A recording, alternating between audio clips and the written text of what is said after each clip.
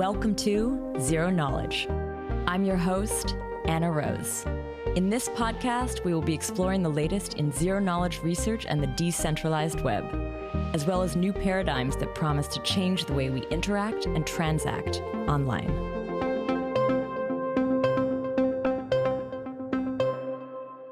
This week, I catch up with Kostas Chalkias, co-founder and chief of cryptography at Mistin Labs. We dive into his background and then explore his work on the concept of proof of reserves, or as he calls it, proof of solvency.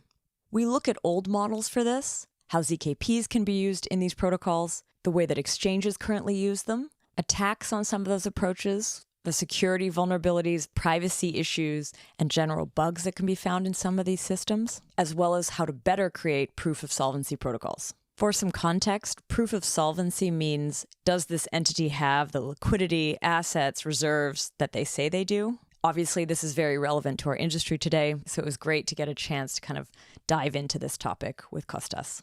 Now, before we kick off, I just want to let you know that we are rolling into our last weeks of ZK Hack. If you haven't checked it out yet, it's our annual online multi-week event, all focused on bringing you up to date with ZK tools and tech. It also brings together some of the best ZK brains to hack on broken ZK protocols. We have prizes, but more importantly, this is a great way to get cred within the community. It's been amazing so far, with dozens of hackers hacking and hundreds, and maybe by the time this airs, thousands of workshop participants. Be sure to check out the website to see past workshop videos, puzzles, and some of the solutions, as well as sign up for the next few sessions and hopefully get a chance to try your hand at the current ZK Hack puzzle. You can find out more at zkhack.dev. Now, Tanya will share a little bit about this week's sponsor. Today's episode is sponsored by Aleo. Aleo is a new Layer 1 blockchain that achieves the programmability of Ethereum, the privacy of Zcash, and the scalability of a rollup. If you're interested in building private applications, then check out Aleo's programming language called Leo. Leo enables non-cryptographers to harness the power of ZKPs to deploy decentralized exchanges, hidden information games, regulated stablecoins, and more. Visit leo-lang.org to start building. That's leo-lang.org. You can also join Aleo's incentivized testnet 3 by downloading and running a SnarkOS node. No sign-up is necessary to participate. For questions, join their Discord at aleo.org/discord. So thanks again, Aleo. And now, here's our episode.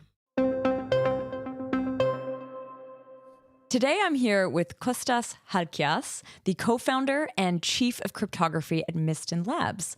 Welcome to the show, Kostas.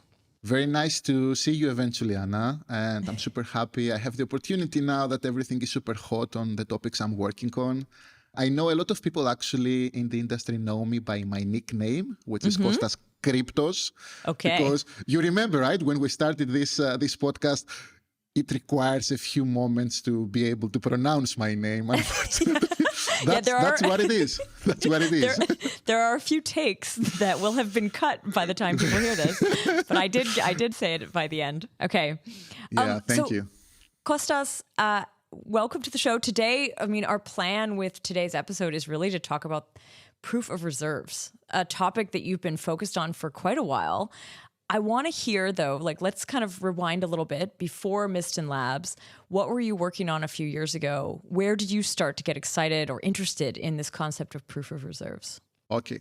First, I will give a few hints on how I went into the cryptography space in general, right? Imagine I'm an immigrant in the US. I come from a Greek university. I worked for a couple of European companies in the past, all of them on security and cryptography. And all of my life that I can think after 2005 or 6 was breaking stuff. You like to break things. Well, I think I had an inclination into doing some cool attacks in systems and all of this. You can even, back in the days, you could very easily do all of these JavaScript injection attacks. You can even go to websites. You can learn how things work on the server side. But anyway, eventually I ended up doing pairings, bilinear pairings, which is one of the major primitives that is used in zero knowledge proofs since 2008-9. And I was hired at Corda. You might know Corda. Corda, it's from R3. Yeah. And it was one of the first biggest investments in the space. At the very beginning, they were permissioned. Eventually, they got semi-permissionless and all of this stuff. But there was a benefit there. The benefit was the guy who hired me was Mike Harn. Mike Harn is one of the first developers of Satoshi. Oh. And I had the opportunity, like since 2016, to literally work on like hardcore blockchain cryptography. And obviously back then, because the company was backed by some of the most major banks in the world, I think all of the popular banks that you are aware of were part of the consortium who invested in R3 back then. And I worked there leading all of their cryptography efforts for 2 to 3 years. I remember myself starting the proof of reserve stuff even before I joined Facebook, which means that back then we were doing SGX enclaves and not zero knowledge proofs. Yeah. And I remember myself being on the zero knowledge proof, the first event that happened.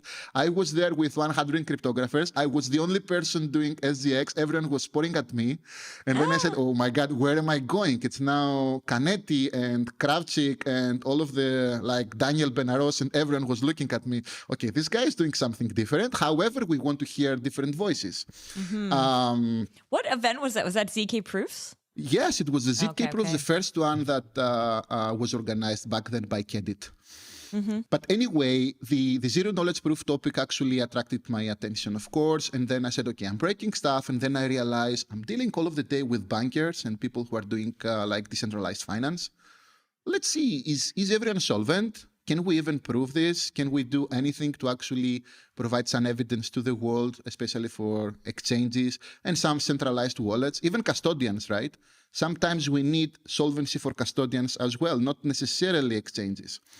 And I started like doing this work from 2016, as I said, and it's important because I think 1 or 2 years before I joined R3, Mike Harn was literally an auditor. He was called by one of the major exchanges back then to do personal audit. So he went back to their database and he actually, with his eyes, checked the results of the database. Oh, these are the assets. These are the liabilities. I can prove myself. I put my signature that this company is solvent. Wow. And then I said, oh my God, is this like... Okay, we the rely most on efficient experts. way to do it? Yeah, we rely on experts, and I rely on your like sayings, but this is not verifiable. There were a few people even like after the empty Gox case, where they started building cryptography. They realized that personal auditing by real people and that they were considered experts is not enough, right? This is not transparent. This is not auditable. You rely on someone's reputation that this is actually happening. The big four, like the big auditors, weren't in the space yet. Like imagine all of these things were just a toy. There were not real assets back then. Now they have like more of a monetary value. And they said, okay, let's use a very basic cryptography. Let's use Merkle trees. And with Merkle trees, people can... someone like a company can just put all of the balances in a Merkle tree, and I will check if I'm included in the Merkle tree. This was the very first like approach on how we can do like proof of liabilities at least. Is this the work you were doing, or is this the work that was being proposed generally?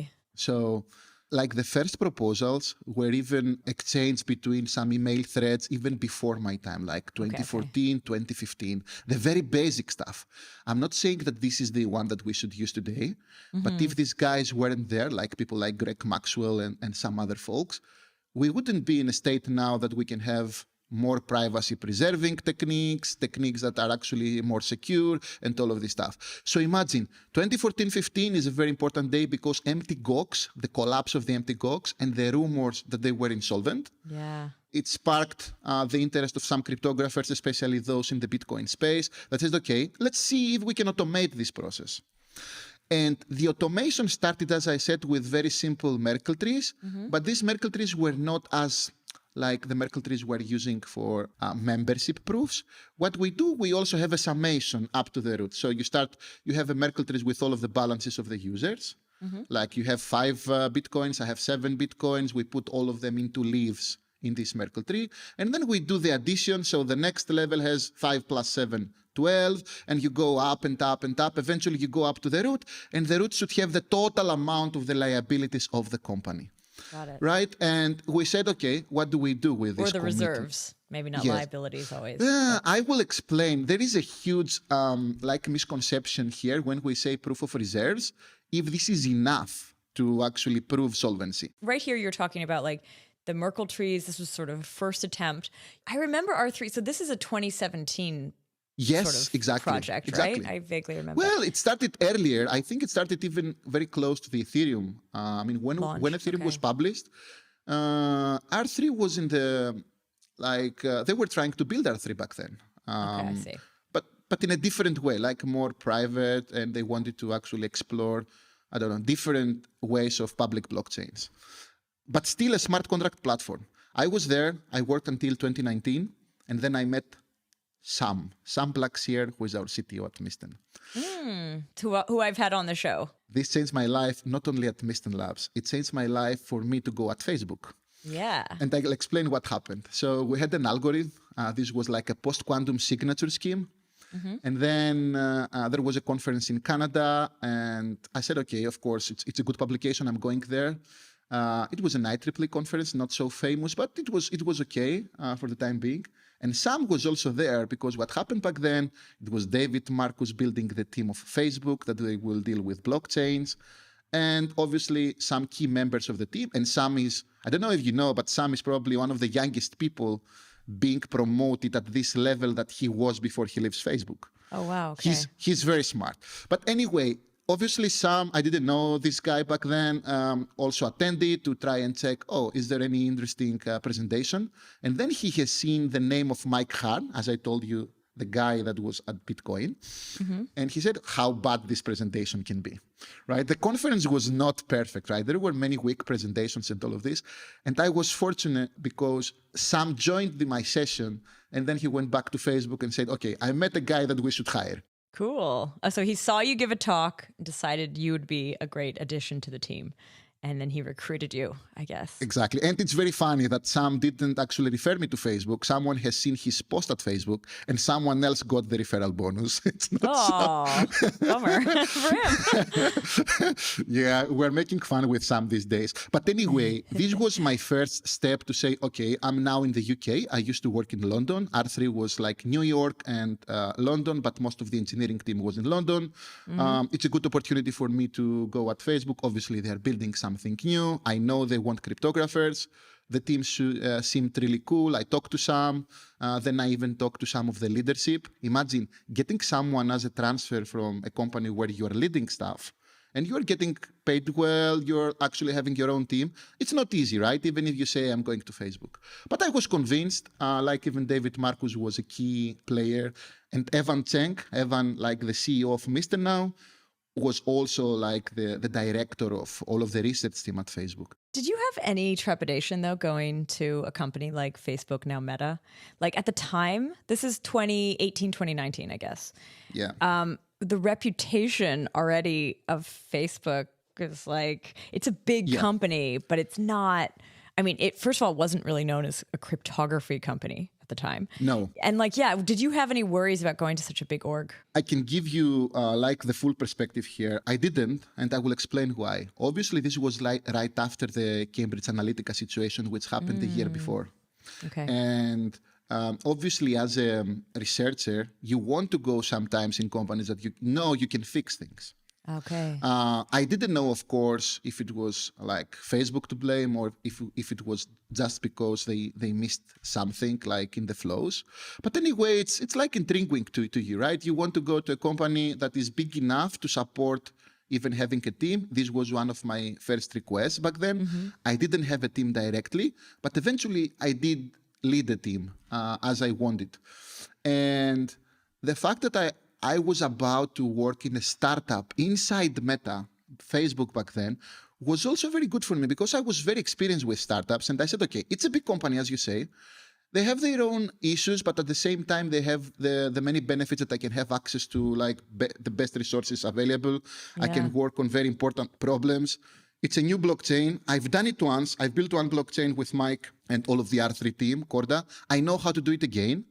And to tell you the truth, at the same time, you know how it is with cryptographers and like senior engineers. You're getting offers from Apple, Google, Facebook, and so on. And then I had a few other options, Visa as well back then.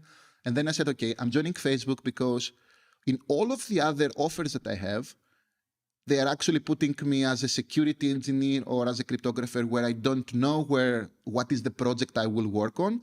But Facebook had a dedicated role for Kostas. And this is the reason that I picked Facebook. It wasn't necessarily money. It wasn't necessarily like the fact that you said bad reputation. They had a very clear role for me. And I joined Facebook, super happy, 3 years leading staff, starting officially publishing proof of reserves, proof of solvency protocols on 2019. So the first year at Facebook, we already had the presentation back then in Amsterdam.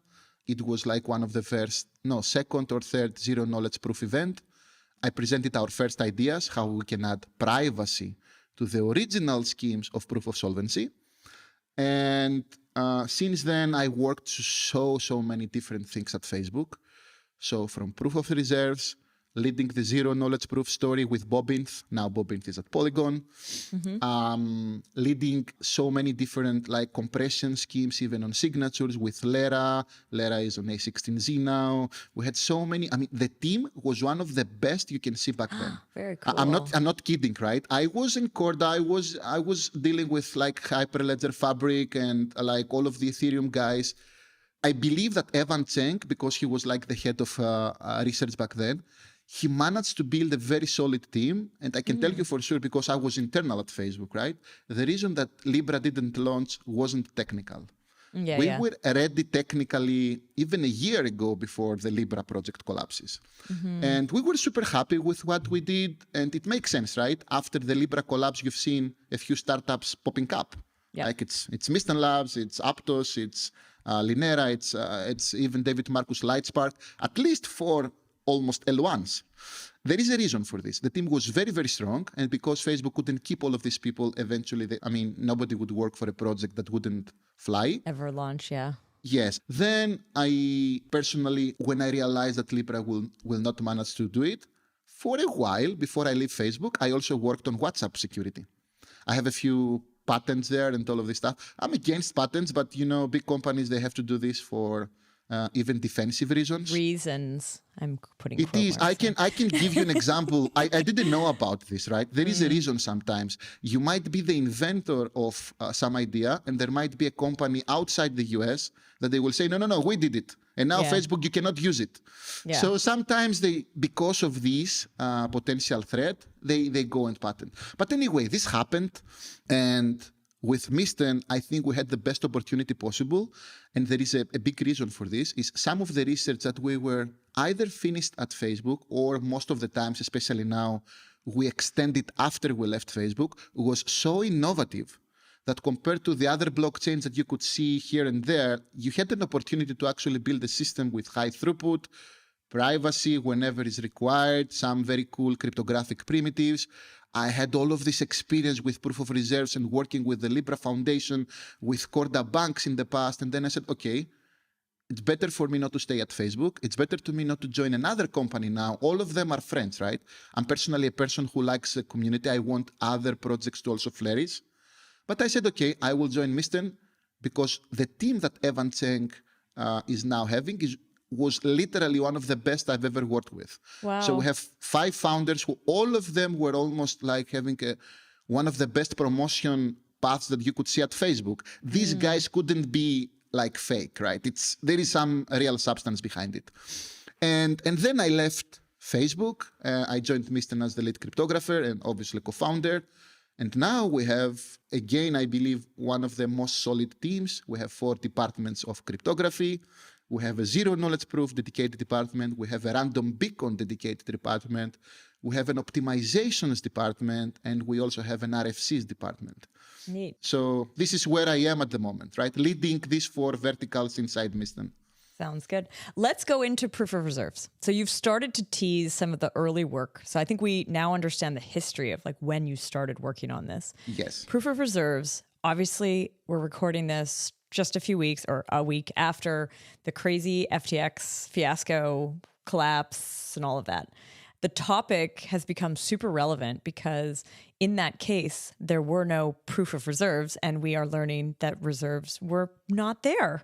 And that's kind of terrifying. So this idea of proof of reserves, you do have it being used in exchanges. I want you to kind of go back into explaining what is a proof of reserve, actually. You started with the Merkle trees, but like, let's even go a bit higher than that. Like, what is it for? I will explain what's the problem we're solving here, right? We have companies, we have exchanges, we might have custodian wallets and like all of these people who own money and they handle money on behalf of the users, for which the users do not have the actual key to the blockchain. Like someone else is controlling your key to make transactions on the blockchain. And this is what's happening usually on centralized exchanges, like the FTX case, back then with Mt. Gox, and even like all of the major exchanges that we're aware of. People are not good at protecting their passwords. Eventually, sometimes you are lazy.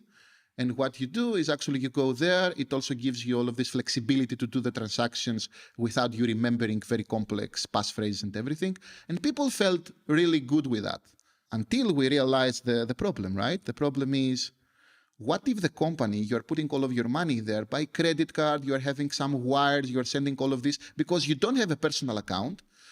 They control the Bitcoins, Ethereums, the whatever is the coin for you, but you don't know if they are solvent. And what solvency means is the money that all of the clients have in the exchange, these are the liabilities of the exchange, are matching all of the assets that the exchange has in the outside world, which means the assets, the real Bitcoins that I have on the network and I control the key for, I'm the exchange now. All of the other potential like assets that I have outside the exchange, I might have some cash, I might have some bonds, I might have some real estate investments, I might have different things. But at the same time, I want to ensure that if one day all of my clients, all of my customers come back and say, I want to withdraw my money, am I able to pay them back? And if you consider what are the functions involved here, it's like proof of liabilities. You need the proof to actually show how much money you own to your customers, and the proof of assets, how much assets do I have like in my ownership. Would you say then, is proof of reserves both of those things? Is the proof of reserve a proof of liability matching a proof of asset? Yes. And sometimes we call it proof of solvency as well. So proof of reserves is probably equal to proof of solvency. And this is divided into proof of liabilities and proof of assets. Sometimes people are confusing proof of reserve with just proof of assets because the word reserves... Sounds like assets. That's what I was thinking too, yeah. Exactly. So what I use lately, I better use the wording proof of solvency, and then I divide it to proof of liabilities and the proof of assets. And you can see different mechanisms, even from the cryptography perspective, how to prove liabilities and how to prove assets. And I think this is causing the confusion even on Twitter. People can see like there are some very good solutions out there. And I can mention like Starwood, Elibert Sasson has some great ideas. We know all of these, Benedict Boons and Dan Bonnet have some very good ideas to solve. For selective disclosure. And, yes, exactly. And there is also Chainlink who is solving with oracles the problem of proof of assets. And I will explain why these problems are different. But anyway, let's stick to the point where you have to prove liabilities and you have to prove assets. How do you prove assets? Let's get this side first, right? There is a second parameter, actually, before I go there, which is liquidity. We know that the FTX case might not be, we don't know if it was truly insolvent. Actually, this is like the court or like the legal system would decide. But we know they had a liquidity problem. This is a fact, right? And sometimes I might say to you, right, let's assume you're putting your money into my exchange. I'm an exchange now. And you're having like $1 million in my exchange, and I go and buy real estate. I go and buy a house. And then you say, I want to withdraw my money. Yeah. This money might not be liquid. I mean, I need to sell my house first to give you your money. Fair. And I think in this case, especially with the case that just went down, like investments with long lockup periods, for example, would still look at like asset on the balance sheet, but wouldn't actually be liquid. So if you needed to take the money out, you wouldn't be able to. Exactly. And this is usually the main problem, that even if you do cryptography and all of the fancy solutions, you need to define some function on what is liquid and what is not liquid. And then you might say, I'm running in a fractional reserve regarding liquidity. However, in total, I am solvent because liquid plus non-liquid assets surpass the liabilities. And it's a problem, right? It's not easy to solve. And let's go and see what are the options that we have. Proof of assets first. Because proof of assets, as we said, is like the assets that you have on chain. Let's assume these are the liquid assets. You have Bitcoins. You control keys for your Bitcoins and Ethereum. And there are non-liquid assets, which might be, as you said, investments, bonds, even cash on the bank and all of this stuff. Mm-hmm. So there are companies like Chainlink and some others where they're building a set of like oracles, and probably they have some collaboration with auditors. To connect to the real world, right? Like that's... Yes, to connect to the real world. You need this. Yeah. You need this. Mm-hmm. And there is a question, can we do this without auditors? Probably with some zero knowledge proofs, but again, all of the system, like the banking system and everyone who is owning these assets eventually. So your cash is under a bank. Your real estate is probably under some agency or something. They need to provide these proofs, because otherwise, how do you know that? So what's happening is, let's assume the simplest model is you have a set of oracles. This set of oracles is talking to some auditors. These auditors are auditing the actual reserves, the actual assets. So I'm not going to use the word reserves again. The actual assets. And these are giving, like every few moments, they're giving a signal that these are the assets, these are the assets, these are the assets. We need this heartbeat, right? Because, these are fluctuating. And this is one of the other problems that we have now. What do you mean? The assets at which timestamp? Yeah. Because even in one moment, I can transfer funds, or I can transfer some of my assets, or I might acquire a new company. My assets are changing constantly. So for proofs of solvency, it's very important to define an actual timestamp, in which case you are doing concurrently the asset check and the liabilities check. And this is not very easy in the real world. How would you do it? Right? How would you actually say all of the other providers of these assets, banks, real estate agencies, bond providers, the stock market, investments, investment funds, how do you say to them, give me by this timestamp all of my assets, and I will compare it with these liabilities? There is a process here, and you need some time to organize it. But it is possible. If we do it properly, it is possible. And there is another thing that you mentioned at the very beginning of this meeting, right? One of the issues is, if you know, however, this timestamp, and you have a friend in the other exchange, you might ask them, okay, tomorrow at 7 o'clock, I will be audited. Can you send me... So actually, I said this before we started the interview, but this idea of like a short-term loan to move funds into an account at the time when you're actually doing this check, and then you'd move them right out. And I think there's like a theory that Crypto.com may have just recently done that, but that's a little conspiracy theory possibly. I won't get into this, into the conspiracy and rumors. I will talk as a cryptographer here, right? What can we do? Is it anything that we can do? Surprisingly, there is a paper from Benedict Boons, Dan Bonnet, Jeremy Clark, and like all of these popular, like famous, notable cryptographers, where in their provisions paper, it's called provisions. It was the first scheme that I've seen, I think is 2015, that they had an algorithm that said, okay, if proof of assets is happening at the same time for all of the exchanges, then there is a zero knowledge proof that we can create that all of them are solvent and they used this asset once, right? You didn't double use this asset in my audit and your audit. Yeah, interesting. Yes. Okay. So it is possible. However, this algorithm was only based on the facts that we can see on the assets that we can see on the blockchain.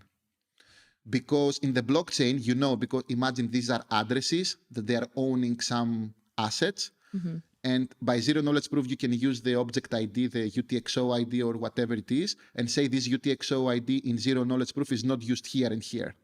It's used only once. It is possible. Is it also possible to take like 3 snapshots in a certain period of time in case, like almost to look for these type of short-term loans? Although I guess actually if somebody knows the snapshots are coming, they could just make the loan longer. Yeah, it is possible. And this is like what I call continuous auditing. You need some continuous auditing, right? Either this step is every few moments, literally in an analog way. It's very difficult how to do it per second. right? Because all of this requires some like computations. You cannot even do it every second.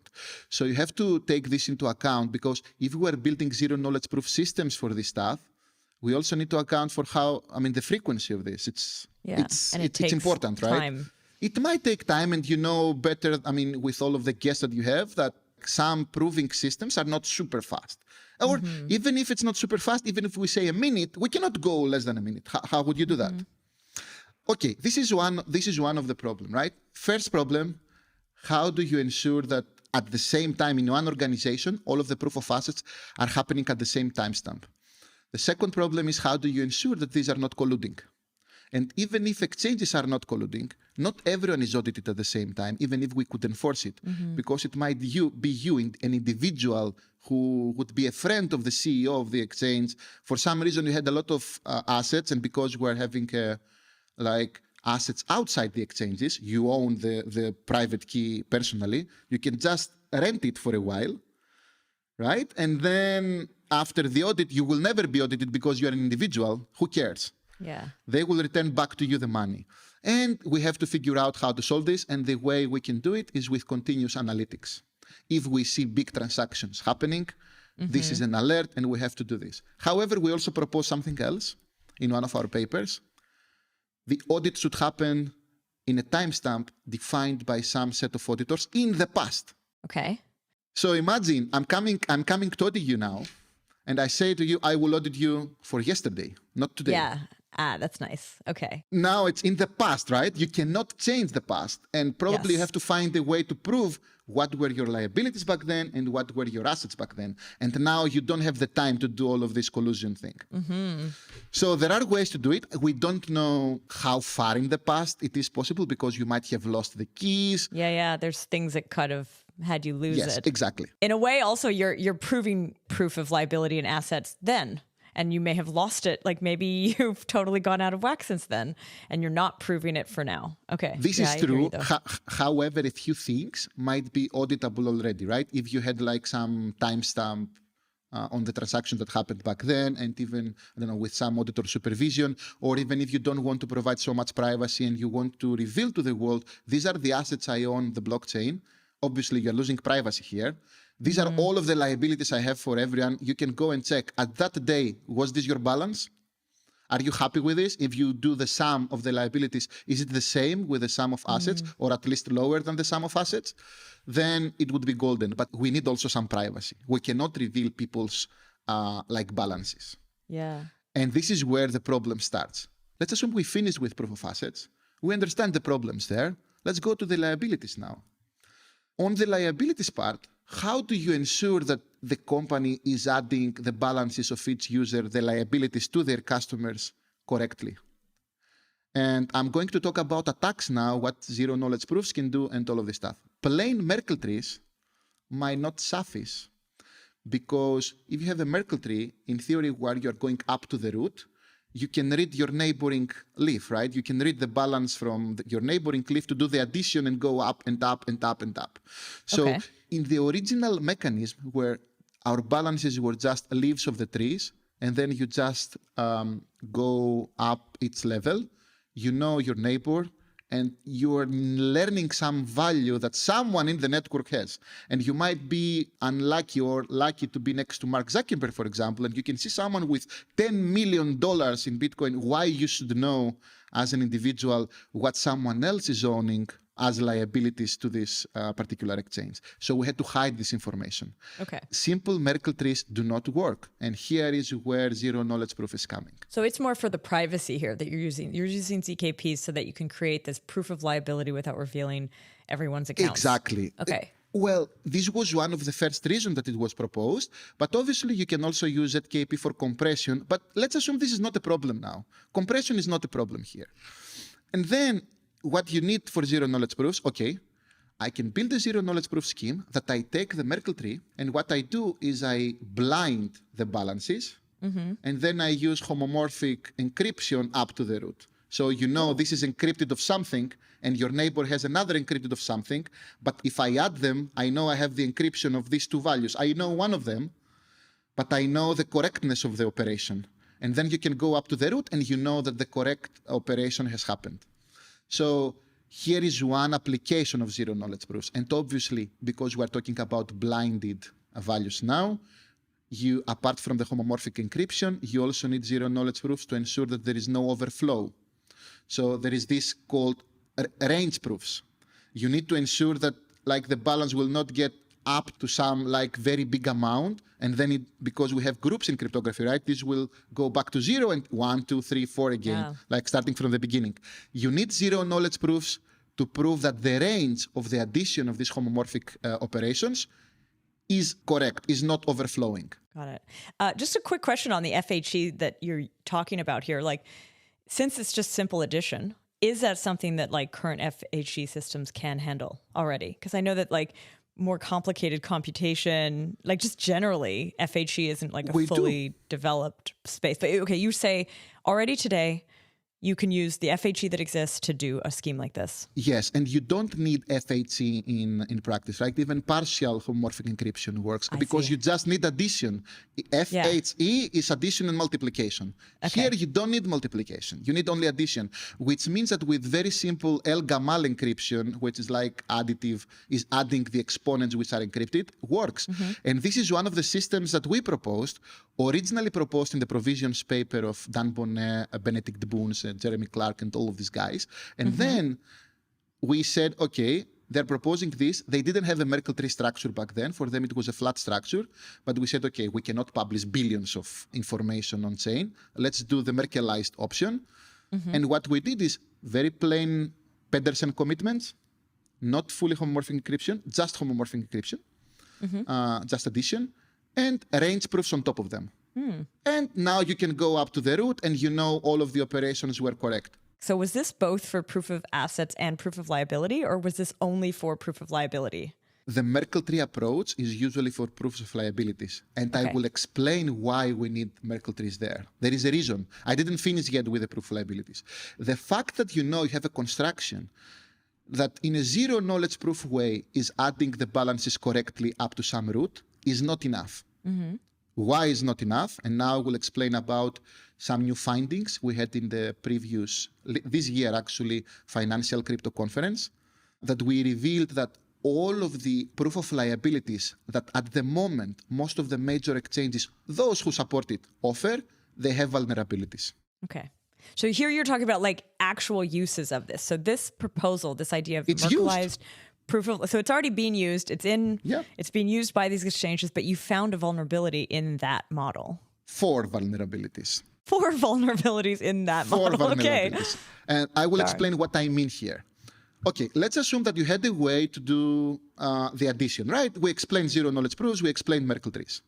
The first one is the original proposal from 2014-15 from Maxwell had a small issue where instead of committing to the addition of the 2 values, you can play games like breaking a bit the addition property, and you actually commit to the maximum of the 2 values. So if we had 5 and 5, I could say that the sum is 5. So you can hide balances up to the root. And unfortunately, well, this is public information now. For example, all of the audits that until 2018, 2019, Deloitte had were using this algorithm which was vulnerable. Was this a bug? Was this a mistake? Why were they only taking the biggest one? That's the best question I wanted to hear. So the vulnerability was actually published even before we find it. The problem is people didn't realize what they found. And then because I was at Facebook, I had all of the research supervision of what's happening in the space. I said, okay, let's see if this vulnerability actually applies today in the exchanges. And then I realized that they are doing it. Even with one of them, one of the big 4 auditors had an emergency when we reported it. Oh. I'm not kidding. They literally called me that we're going to have a Friday meeting. I don't remember the day.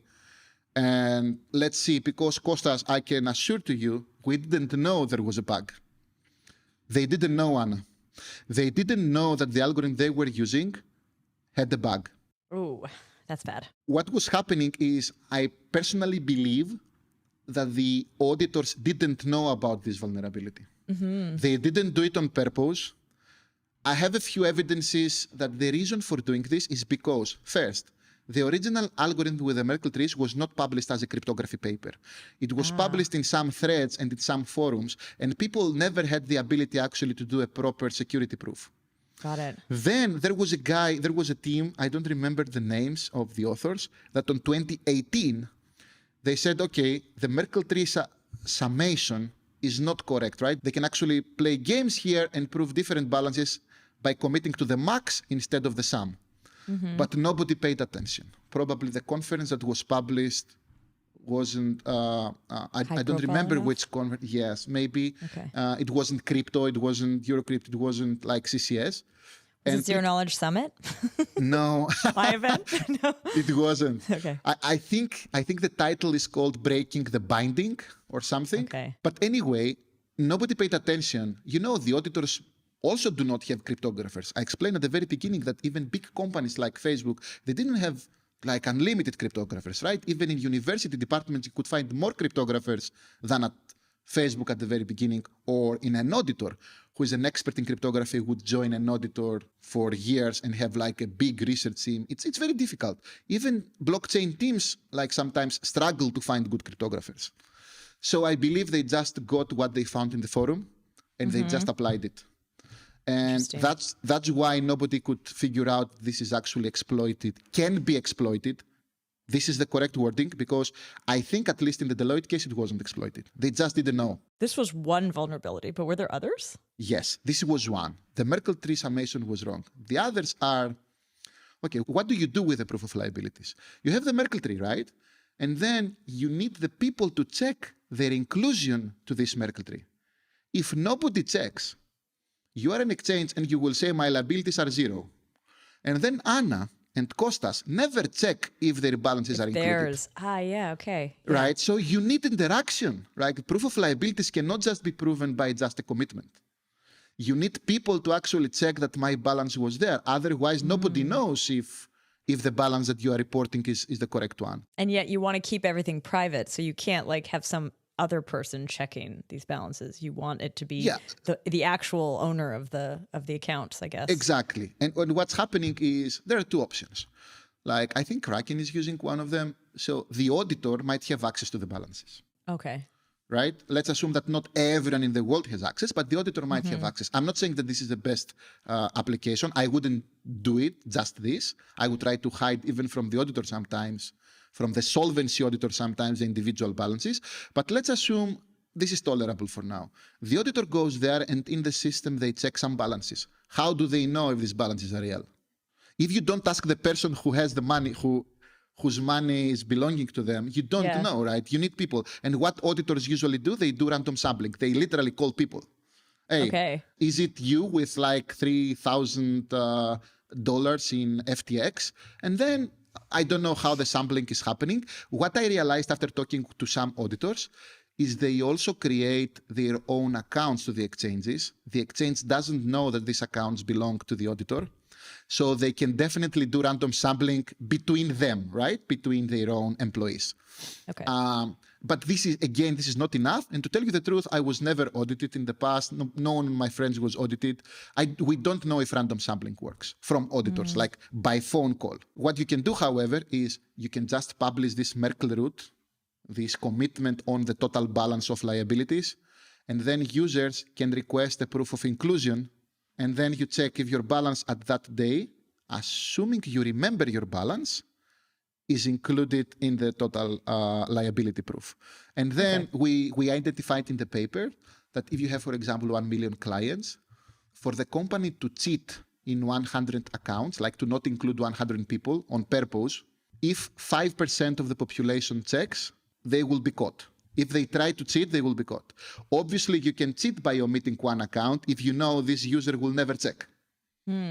Right? This is obvious. However, we have to talk with asymptotics now. Let's assume that this is not a real attack. The real attack is if they are doing this continuously and they're actually removing many balances from the Merkle tree.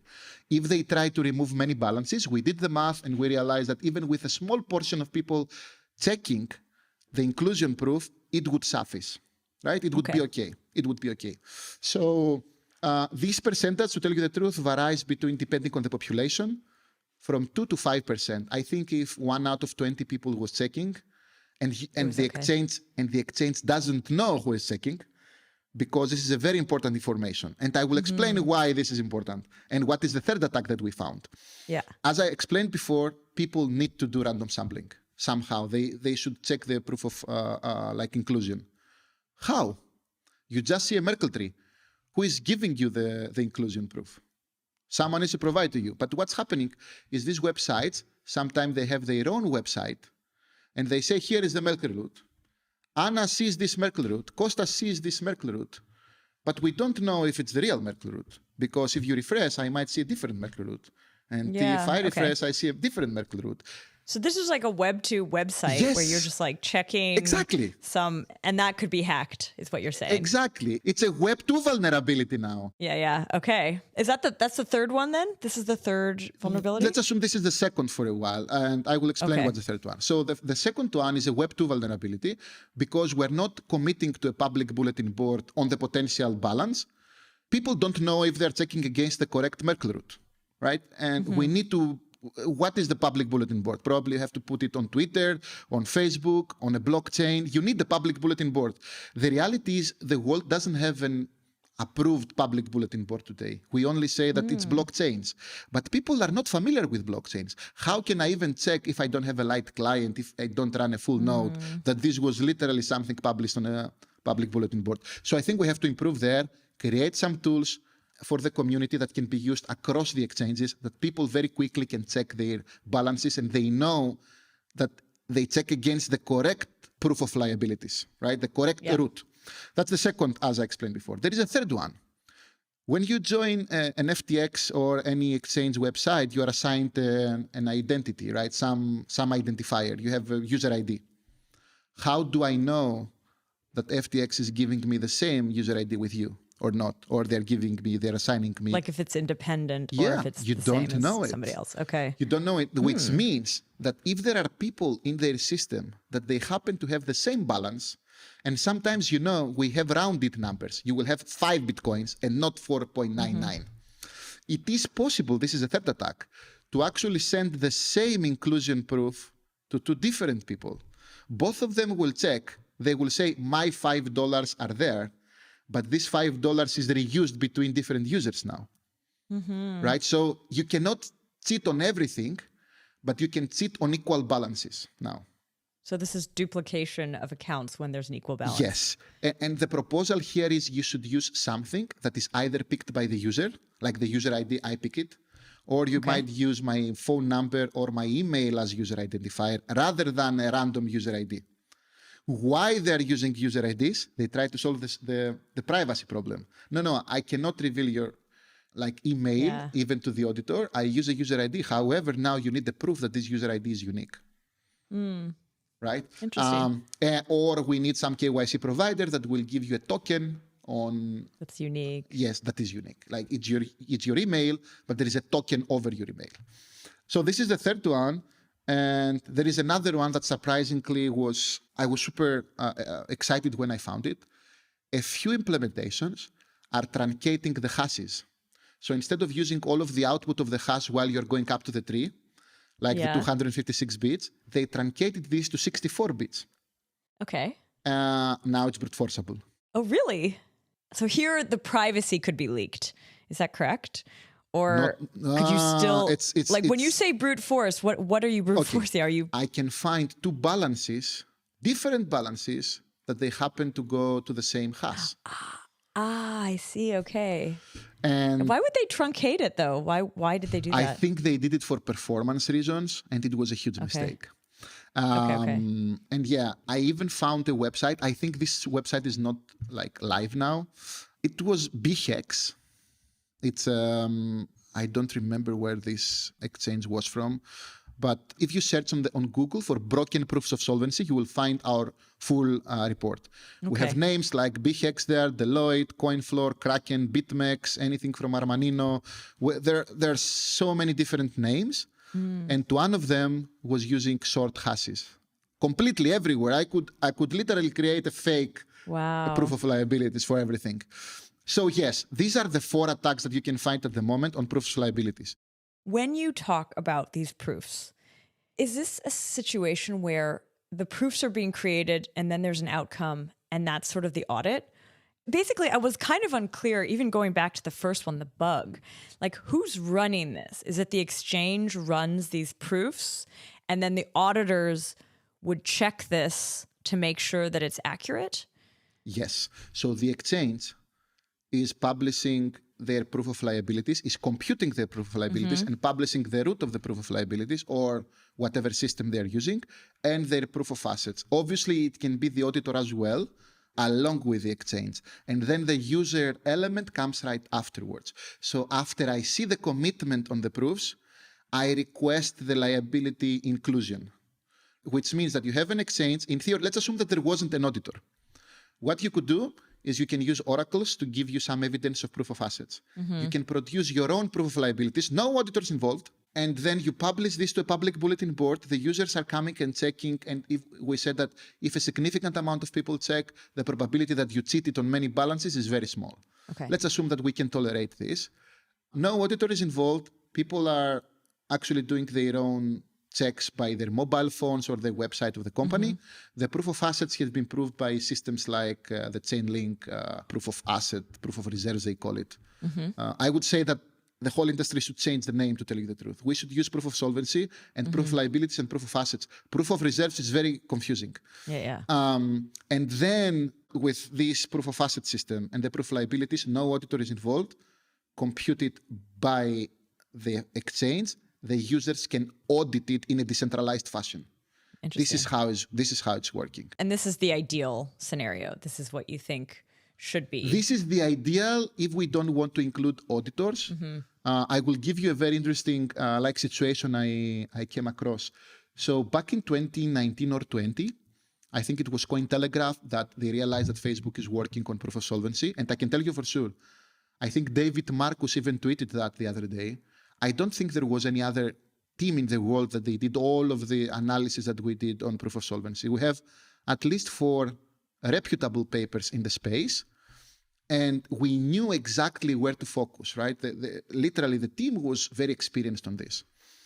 And something that I also had as a problem is when this article was published by Cointelegraph, some people, because you know what it reminds you, the proof of solvency thing, it reminds you the infamous Enron scandal, right? And in all of the cryptographic papers, usually we use this in some sentence. Oh, there was Enron and it was like Arthur Andersen, like the audit company, and people said they might have a collusion between the auditor and the company. And that's why we want ideally to avoid the inclusion of the auditors, but I don't think in real life this is possible. I think we need both. We need to use the proof of solvency as a like extra system on top of what the auditors are doing. So users have the ability now to audit the system by themselves, even if there is no auditor or if the auditor is corrupted. So just repeat what you have in mind here. So it is like a better proof of solvency than like, because you had found problems with the previous one, but obviously with all of those fixed, yes, you'd want like a better system. But are you still using the same kind of thing with like FHE and the Merkelized tree? Is it still the same construction, but just like without those bugs? This is the same construction, but we added a few elements there to make it more private and actually to add some extra privacy features. There is another problem with Merkle trees. If you have a Merkle tree, someone will know your number of clients just by getting information about the height of the Merkle tree. Ah, interesting. If I know you're like 2 in the power of 10, like 10 layers, I know the maximum users is 2 in the power of 10.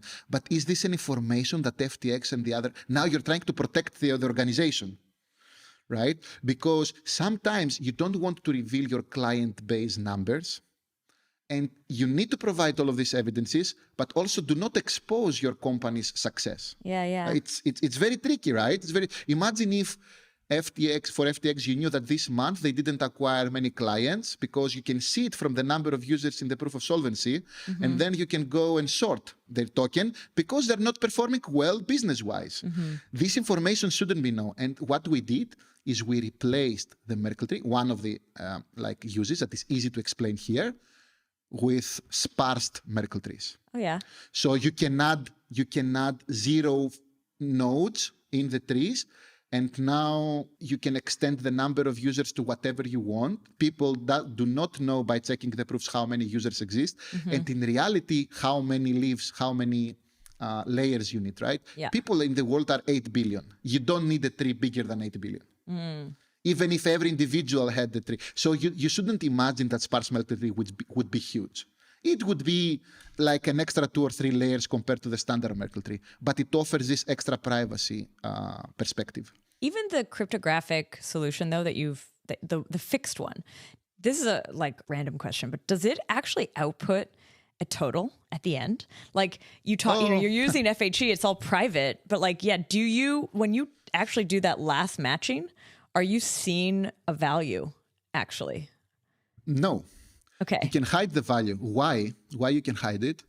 Because obviously it's an outcome of some homomorphic encryption addition. And then you eventually have a Pedersen commitment, or let's assume an El-Gamal encryption of something. What you do is you have the proof of assets. And by using systems similar, regarding the output, also a Pedersen commitment, you can have a zero knowledge proof that my assets are more than the liabilities. But that's it. That's the only proof. It just says it's solvent, not it has this kind of percentage solvency or something. It's not you can do this as well. We have zero knowledge proofs here, right? We have zero knowledge proofs here, and sometimes you want to prove a surplus, or you want to prove like some fraction, but this fraction is very close to 100%. Honestly, when I talk to the Big Four, some of the Big Four auditors, their tolerance level was 5%. Okay. Because they know some people might not check. And there is another issue that I didn't mention, what will happen in practice, right? I managed to have access to all of these big systems because I did the experiments for Libra and Facebook. There was another small issue, which is even synchronization internally. If you are an exchange, you need to actually get a snapshot of your database, but some transactions are in flight. Yeah. What do you do with these things, right? You need to ensure that even if I don't manage to have 100% accuracy, I can tolerate up to a point. If continuously, because we were talking about continuous audits previously, right? If you receive this at a continuous level, it seems that something is wrong with your solvency. But in practice, you might need to have some tolerance, like a very small percentage, just to avoid all of the synchronization issues. Why did Facebook, Meta, why did you need this? Why was this topic the most relevant one? Why? Yeah. Because Libra would be the most audited and regulated blockchain in the world. What is this question, right? It's very clear why.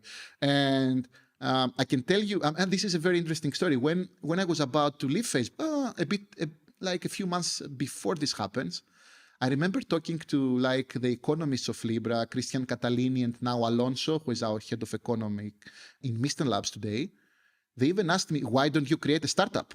And I literally had offers to create a startup about proof of solvency. But obviously, I was doing this at Facebook back then because the order from David Marcus and all of the leadership is we need to have the best system for regulation and audits. I'm not kidding here. Facebook spent a lot of money to improve on the community tools that we have today for proof of solvency. Wow. We should credit Facebook for this, right? Because I don't know about bad reputation and other things that we mentioned at the very beginning, but internally I could say to you with confidence that the work that was published at Facebook was genuine and very and improved the community offerings that we have today for all of these things. Yeah, it was preemptive too, right? Because it was this sense Libra was already going to be scrutinized and it had to be perfect. Yes. It had to be super, super auditable. Especially it had this basket of different currencies. Reserves were really important. Exactly. Yeah. Okay. Makes sense. Exactly. And for Facebook, it was super important. I was thinking that if we ever launch, we would have the better system regarding tools for auditors and regulators. Yeah. Well, this never happened, but obviously we're still here. I know there is a community effort. Not only me, right? I think it's Ellie from Starkware. There are many things like Dalia. Dalia also supported me a lot. I would mention this on proof of liabilities. She's now at Chainlink. But I think we should have an RFC proposal for standardizing proof of solvency. If we don't do this, we will come back to these problems that I mentioned, the 4 attacks and all of these things, right? When you say RFC, what is this request for? Oh, request for call. I mean, we need like the ERCs, as we say for Ethereum. We need something as a community standard, a community proposal. To tell you the truth, I started this at zero knowledge proofs. And if you see one of my papers is even mentioning proposed standard. Since then, we made many additions. I also found the attacks. I also talked to the auditors. I talked to some exchanges. Now I have more information. And because now the topic is super relevant, I think many other cryptographers should help. We should form a small consortium, like a small committee, and try to define some rules. It's not a perfect solution, as I explained, because of synchronization and some other issues that you might face. However, without this, we have nothing. At least let's have a tool that can make the work of potential fraud or something more difficult to be performed. And do you see this, like, once this standard, say it happens, it needs to be implemented by all exchanges across the board in a way to avoid that issue of like a short-term loan or... I wish. I don't know if they're going to do it. I wish they will do it. And I know even Binance's CEO mentioned the other day that we need proofs of reserves. I totally believe that we should set something in place now, make proposals. I don't care if we're going to have options, but why? We're very close to a working solution now. Zero knowledge proof might improve on top of the Merkelization as well, because we talk about Merkle trees, but there are other ways to prove membership as well, right? And I can see with the recursive zero knowledge proofs and many other things, we can even make a better proposal that works for both proof of assets, both proof of liabilities, and actually proving that the assets surpass the liabilities, or at least prove the tolerance, right? Prove how much of a fraction reserve you have. Is it 80%? Is it 90%? Because sometimes we're talking about solvency, but you don't know exactly today how much money SBF needs for the solvency of FTX, right? We believe it's some billions, but how many billions? And what's the percentage of these billions compared to the total valuation of the company or the liabilities? I think we can do it. It just needs extra, motivation probably from regulators. To tell you the truth, Mysten and Sui, the protocol that we're building, the crypto primitives we're supporting is to enable this if it's ever required.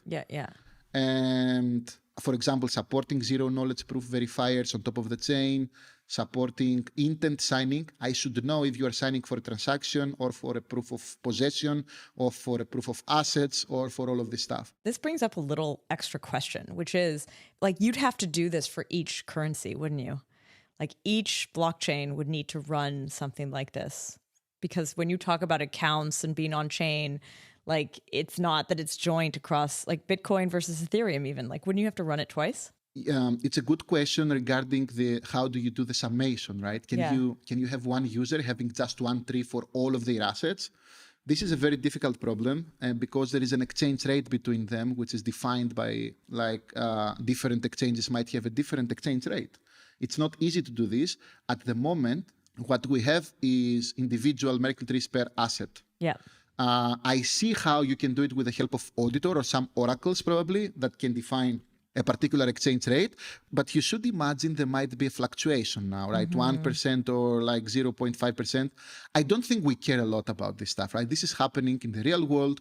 It's fine. If continuously, however, you see all of these glitches, you have to take action. But yeah, we can make it one. Most of the solutions I've seen on proofs of liabilities, they're using different proofs per different currency. Okay. Yeah, it's a good call. Yeah, that would be more like you want some consistency though, I guess. Yes.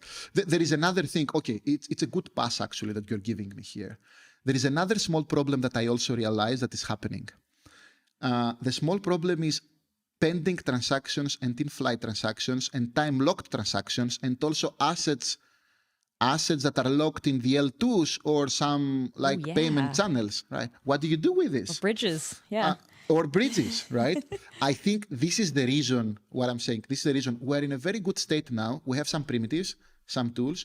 They seem to work for particular cases, but we still need extra innovation on how we can combine all of these puzzle pieces into one solid solution. Fascinating. Yeah. It's not easy. You might even have locked in an L2 more than the money that you have in L1.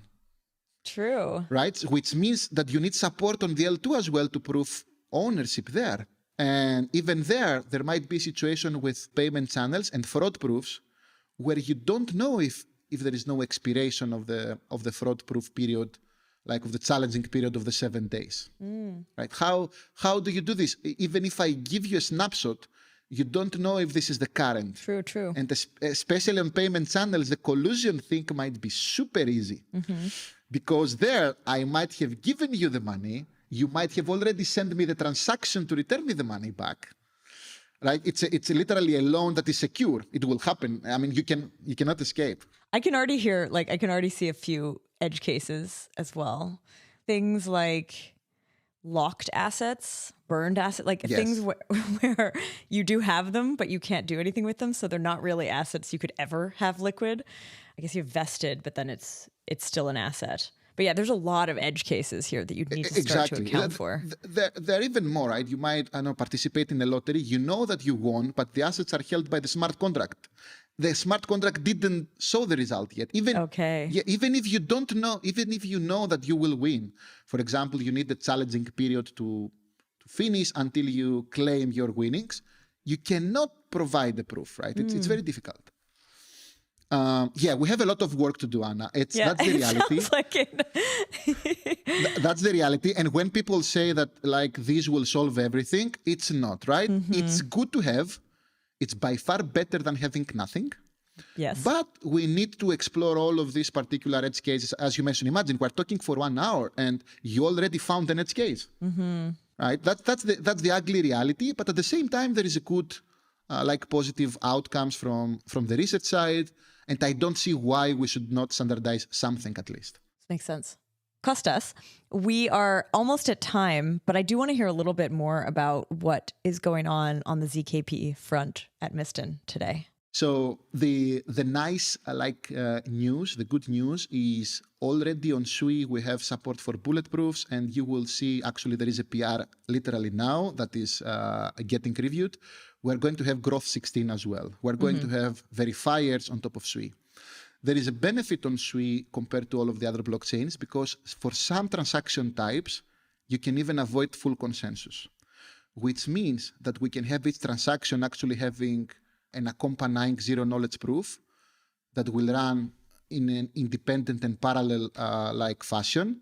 And this is how we can enable, using KYC per transaction. You can do private transaction, confidential transaction without waiting for a full consensus and getting to a block, or even if a huge size of a transaction will affect the block size. The fact that we can parallelize things allows us to have an extra bit of startups that I believe will join SUI, just because it's easier with us to bombardize the network with zero knowledge proof per transaction without creating all of these block restrictions. So does this sort of open up new use cases where you'd need something like that? I think it's happening already. I think we receive some partnership requests where they can see why they have a small benefit to actually do on SUI. So what will happen is we have this individual team now. I have Francois Garillo, and actually Francois had a presentation the last few days on the Zero Knowledge Proof conference. We presented our findings. We even managed to have a verifier on Growth 16 that it combines the ArcWorks framework with BLST, and we managed to have double the efficiency on the verification. Imagine, we're not focusing as a blockchain on the proving, because for us, verification is what matters. And even if you can get double the efficiency, it means that you can accept double the number of proofs, right? So we had some improvements on how we're doing the pairing computations and parallelization there, and using the correct combination of existing implementations. And I think on the verification side, we have a very, very fast Growth 16 verifier now on SUI. Cool. And obviously you don't stop there, right? Imagine I'm also one of the co-authors of Winterfell. I know Winterfell is used in Polygon. Bobinth is a close friend. We work together in so many different topics, and we're even having plans to augment Winterfell, right? Even if we're working on individual, like different companies, research is different, right? People in research are friends. Yes. And for me, like, this is how I see Bobbin here. And I know we've discussed on a lot of like improvements on top of Winterfell. I cannot guarantee like when we're going to have Stark verification on Sui, but I can tell you for sure that we already have like some work in progress on having optimizations on top of Winterfell. Interesting. Cool. And this will be open sourced. Everything in Misten is open sourced. And generally, we believe that we're going to have a very rich API. And personally, because of my personal interest, and I see the interest from many providers and partners, I don't see how a new blockchain will survive, especially if regulation comes like faster than we expected, without having support for these primitives at the core layer. Wow. We need it. We need it. So yes, you will see a lot of things being published from our team. In the next week, you will also see an extra blog post we're going to make, how we made BLS aggregation faster. Oh, cool. Slightly faster, but faster than what exists out there. Nice. I'll be sure to include it in the next ZK Mesh. I don't know if you know about this, my monthly newsletter Yeah, I know. where I collect a lot of stuff. Be sure to send that to me because I sometimes miss things. But yeah, send them my way. I will. Yeah, thank you so much for everything here. And I'm super happy to help and give you some, like, I don't know, progress reports on how the solvency sector is actually getting either promoted or if there is a coalition of all of the exchanges and the researchers to do something. Because when Binance says we need proof of reserves, I think they need to do a bit more research. What? Which algorithm? Yes. How we're going to use it, if you're going to provide privacy. These rules are not enlisted properly. Cool. Well, thank you so much, Kostas, for coming on and sharing with us proof of solvency, which we are now not calling proof of reserve anymore, proof of solvency. I'm going to go with it. And how kind of the history of this concept and now how we might have a better way to build those into systems. Yes, and I'm super happy to help anyone in the industry, even if we're not partners. Not only myself, I believe Bobbin as well and other people who worked here, Cornell University, people under Ari Jewels, GMU, Visa, they are all eager to help on providing extra input if they want to build proof of solvency for their exchange for free. Very cool. So thanks again. Thank you, Anna, and I really appreciate your even your knowledge. I'm surprised now that you managed to find an edge case in half an hour. Wow. Really? That was a new one? Oh, cool. Nice. It's something, it's not that it's necessarily new. It's something that I didn't expect people will realize very quickly, right? But you did, right? Yeah. You understand now why we're not using proof of solvency everywhere, because there are edge cases. Cool. Well, thanks again for sharing that with us. I want to say a big thank you to the Zero Knowledge Podcast team, Tanya, Rachel, and Henrik, and to our listeners. Thanks for listening.